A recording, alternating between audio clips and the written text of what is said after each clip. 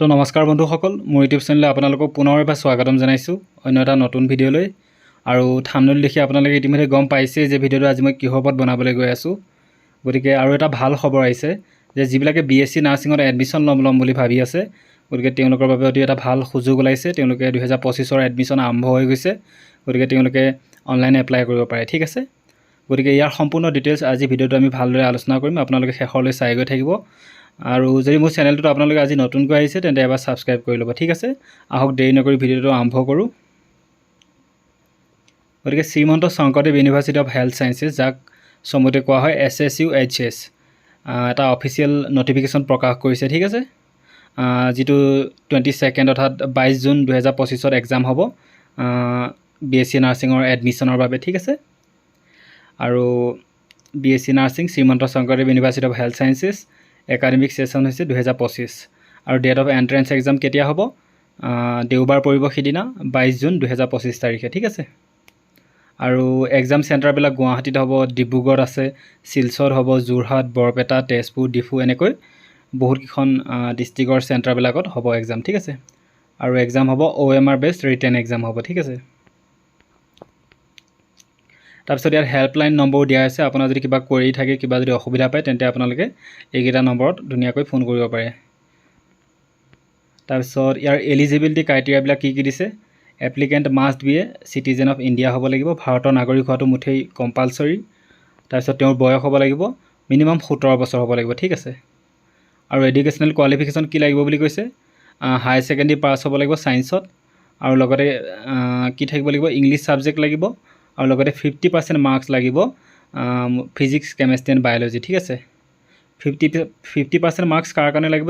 যিবিলাক general category তেওঁলোকৰ কাৰণে 50% মাৰ্কছ বিচাৰিছে ফিজিক্স, কেমেষ্ট্ৰি এণ্ড বায়'লজি। ঠিক আছে, আৰু যিবিলাক PWD কেণ্ডিডেটছ হয় তেওঁলোকৰ বাবে 45% মাৰ্কছ বিচাৰিছে, আৰু যিবিলাক ST SC হয় তেওঁলোকৰ বাবে 40% মাৰ্কছ বিচাৰিছে। ঠিক আছে, আৰু এপ্লিকেশ্যন ফিজ যিবিলাক জেনেৰেল কেটেগৰী হয় তেওঁলোকৰ বাবে 1500 টকা, আৰু যিবিলাক ST SC হয় তেওঁলোকৰ বাবে 1200 টকা, আৰু OBC MOBC বা EWS যিবিলাক হয় তেওঁলোকৰ বাবেও 1200 টকা এপ্লিকেশ্যন ফিজ লোৱা হ'ব। ইয়াৰ পিছতে কিছুমান ইম্পৰ্টেণ্ট ডেট দিয়া হৈছে। Starting date of submission of online application 23 এপ্ৰিলৰ পৰা অলৰেডি আৰম্ভ হৈ গৈছে, আৰু লাষ্ট ডেট হৈছে 29 মে 2025। ঠিক আছে, আৰু আপুনি নিজৰ এডমিট কাৰ্ডখন কেতিয়া ডাউনলোড কৰিব পাৰিব? 9 জুন 2025, আৰু এক্সাম ডেটটো হৈছে 22 তাৰিখ। ঠিক আছে, এপ্লিকেশ্যনখন ফৰ্ম ফিল আপ কৰাৰ আগতে আমি বাকী কথাখিনি জানি লওঁ। ডেট অফ এক্সাম 22 তাৰিখে হ'ব, 22 জুন 2025, আৰু টাইম অফ এক্সাম হ'ব 11টা বজাৰ পৰা 1টা বজালৈ, 2 ঘণ্টা এক্সাম হ'ব। ঠিক আছে, আৰু 100টা কুৱেশ্যন থাকিব, গতিকে মাল্টিপল চইচ কুৱেশ্যন হ'ব, 4টা এনচাৰ থাকিব আৰু এটা কুৱেশ্যন থাকিব। ঠিক আছে, আৰু কোনো নিগেটিভ মাৰ্ক নাথাকে। প্ৰতিটো মাৰ্কৰ বাবে 1 নম্বৰকৈ থাকিব, অৰ্থাৎ 100টা কুৱেশ্যন আহিব, টোটেল 100 নম্বৰৰ কুৱেশ্যন হ'ব 2 ঘণ্টা সময়। ঠিক আছে, আৰু কোনো নিগেটিভ মাৰ্কিং নাথাকে। ঠিক আছে, আৰু এক্সাম চেণ্টাৰ অলৰেডি মই কৈ দিলোঁৱেই ক'ত এক্সাম চেণ্টাৰ আছে। তাৰপিছত চিলেবাছবিলাক দিয়া হৈছে। ইংলিছৰ পৰা 25 নম্বৰ আহিব, ফিজিক্সৰ পৰা 25 নম্বৰ, কেমেষ্ট্ৰিৰ পৰা 25 নম্বৰ, আৰু বায়'লজিৰ পৰা 25 নম্বৰ কুৱেশ্যন আহিব টোটেল। ঠিক আছে, তাৰপিছত তো এতিয়া আহক অনলাইন এপ্লিকেশ্যনখন ফৰ্ম ফিল আপ কেনেকৈ কৰে। মই ইয়াৰ লিংকটো ডাইৰেক্ট দি দিম। আপোনালোকে assamkriya.com গৈ এনেকৈ ক্লিক হেয়াৰ যিটো অপশ্যন আছে তাত এনেকৈ ক্লিক কৰাৰ লগে লগেই এনেকুৱা এটা পেজ খোলা যাব। ঠিক আছে, তো ইয়াত আপোনালোকে দেখা পাব যিবিলাকে অলৰেডি ৰেজিষ্ট্ৰেশ্যন কৰি থৈছে তেওঁলোকে চিধা লগ ইন ফৰ্মত এনেকৈ ক্লিক কৰাৰ লগে লগেই এনেকুৱা এটা অপশ্যন খোলা যাব। তেওঁলোকে নিজৰ এপ্লিকেশ্যন নম্বৰটো নহ'লে ইউজাৰ নেমটো ইয়াত টাইপ কৰি আৰু তলত তাৰ পাছৱৰ্ডটো টাইপ কৰি লগ ইন হ'ব পাৰিব। ঠিক আছে, যিবিলাকে অলৰেডি এপ্লাই কৰিলে তেওঁলোকে নিজৰ ষ্টেটাছটো চাবলৈ। ঠিক আছে, আৰু যিবিলাকে লগ ইন কৰা নাই এতিয়াও, যিবিলাকে বিলকুল ফ্ৰেছ, যিবিলাকে এপ্লিকেশ্যন ফিল আপ কৰিব তেওঁলোকৰ বাবে যিটো ওপৰত যিটো অপশ্যন আছে এপ্লিকেশ্যন ফৰ্ম, তাত ক্লিক কৰাৰ লগে লগেই এনেকুৱা এটা পেজ খোলা যাব। ইয়াতে আপোনাৰ গোটেই এপ্লিকেশ্যনখন দেখা পাব। ঠিক আছে, ইয়াত গোটেই যিখিনি আপোনালোকৰ দৰকাৰী কথা গোটেইখিনি ইয়াত লিখা আছে, এইখিনি পঢ়ি চাব। ফটোবিলাক কিমান কেবি লাগিব বা কি ডকুমেণ্ট লাগিব গোটেই ডিটেইলছবিলাক ইয়াত লিখা হৈ আছে, এইখিনি পঢ়ি চাব। এইখিনি পঢ়াৰ পিছতে নেক্সট অপশ্যনটো এনেকৈ ক্লিক কৰিব লাগিব। নেক্সট অপশ্যনটো ক্লিক কৰাৰ লগে লগেই এই গোটেই পেজখন খোলা যাব, আপোনালোকৰ যিখন মেইন এপ্লিকেশ্যন ফৰ্মখন। ঠিক আছে, ইয়াত আপোনালোকে প্ৰথম কি অপশ্যন আছে? Name of the candidate. ইয়াত আপোনাৰ নামটো কি সেইটো টাইপ কৰি দিব।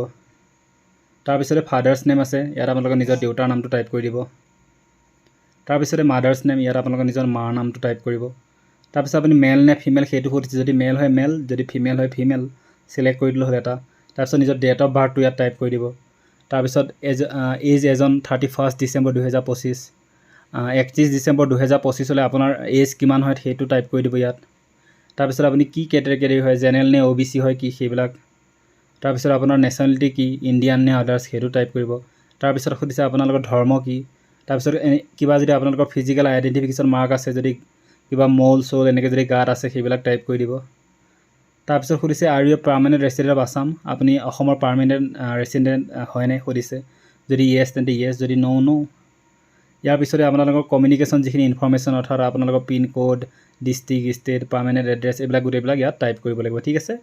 আৰু যদি আপোনালোকৰ কমিউনিকেশ্যন যি ইনফৰ্মেশ্যনখিনি যদি পাৰ্মানেণ্ট এড্ৰেছৰ সৈতে ছেম হয় তেন্তে এইটো বক্সত এনেকৈ ক্লিক কৰি দিয়ালৈকে ওপৰটো আৰু তলটো সমান বুলি মানা যাব, ঠিক আছে, একে বুলি মানা যাব। তাৰপিছত centre of examination Guwahati, Dibrugarh, Silchar, Jorhat এনেকৈ আছে। যিটো চেণ্টাৰ আপোনাৰ চবতকৈ ওচৰত হয় সেইটো আপুনি প্ৰথমতে এনেকৈ চিলেক্ট কৰক। যদি গুৱাহাটী মোৰ ওচৰত তেনে গুৱাহাটী মই চিলেক্ট কৰিম, তেনেকৈ আৰু। তাৰপিছত দুটা চিলেক্ট কৰিব দিছে, চুজ এনি ওৱান চেণ্টাৰ। ইয়াৰ পৰা আপুনি যদি কিবা এটা চেণ্টাৰ চিলেক্ট কৰিব বিচাৰে, নগাঁও, ধুবুৰী যি চিলেক্ট কৰে আৰু, ঠিক আছে, সেই এনেকৈ চিলেক্ট কৰিব পাৰিব। এইখিনি আপুনি অতি সহজতে পাৰিব, ঠিক আছে। যিহেতু আপুনি ছায়েন্সৰ ষ্টুডেণ্ট হয়, 10+2 পাছ কৰা, অতি সহজতে এখন ফৰ্ম ফিল আপ কৰিব পাৰিব। কিবা অসুবিধা পালে আপোনালোকে মোক কমেণ্টত ধুনীয়াকৈ সুধিব পাৰে, ঠিক আছে। আৰু ইয়াত সুধিছে আপোনালোকৰ এডুকেশ্যন কোৱালিফিকেশ্যনৰ গোটেই ডিটেইলছখিনি ইয়াত ভৰাব লাগিব। কোনটো বৰ্ডৰ পৰা পাছ কৰিছিল, ছাবজেক্ট ইউ ৱান টু এপিয়াৰ, ফিজিক্স, কেমেষ্ট্ৰি কি হয়, SSC এক্সাম কেতিয়া পাছ কৰিছিল আপুনি সেইবিলাক ইয়াত লিখিব লাগিব। কিমান মাৰ্কছ পাইছিল, গোটেই মাৰ্কছবিলাক টোটেল মাৰ্কছ কিমান মাৰ্কছ পাইছিল, যদি 100 ভিতৰত 60 পাইছিল, মাৰ্কছ চিকিউৰ্ড 60, 100 ভিতৰত পাৰ্চেণ্টেজটো কিমান হয় সেইটো ইয়াত টাইপ কৰি দিব। তাৰপিছতে আপোনালোকৰ ফটো এণ্ড ছিগনেচাৰটো আপলোড কৰিব লাগিব, ঠিক আছে ইয়াত। আৰু ইয়াত ফটো আৰু ছিগনেচাৰ আপলোড কৰিব যাওঁতে এই কথাখিনি আপোনালোকে ভালদৰে চাব যে আপোনালোকৰ ফটোখন কি হ'ব লাগিব, 35 KB তলত হ'ব লাগিব, ঠিক আছে। তেনেকৈ যিটো আপোনাৰ ছিগনেচাৰ ফটো সেইটো আপোনালোকৰ 30 KB তলত হ'ব লাগিব। গতিকে এইবিলাক কথা ধ্যান ৰাখি আপোনালোকে ধুনীয়াকৈ আপলোড কৰিব। তাৰপিছত ইয়াত আপুনি এটা নিজৰ পাছৱৰ্ড কি বনাব পাৰে, ঠিক আছে। এটা পাছৱৰ্ড ইয়াত টাইপ কৰিলে বোলে ইণ্ডিয়া, ওপৰত যিটো টাইপ কৰে তলতো ৰি এণ্টাৰ পাছৱৰ্ড, তলতো ইণ্ডিয়াই টাইপ কৰিব লাগিব। এনেকৈ আপুনি টাইপ কৰি গোটেইখিনি আকৌ এবাৰ ফৰ্মখন ভালদৰে চাই ছাবমিট অপশ্যনটো দেখিছেনে, ছাবমিটত ক্লিক কৰাৰ লগে লগে আপোনালোকৰ ফৰ্মখন ফিল আপ হৈ যাব আৰু ছাবমিট হৈ যাব, ঠিক আছে। তাৰপিছতে আপোনালোকৰ মোবাইলত এটা গোটেই প্ৰিণ্ট আউটখন আহিব আপোনালোকৰ ইয়াতে।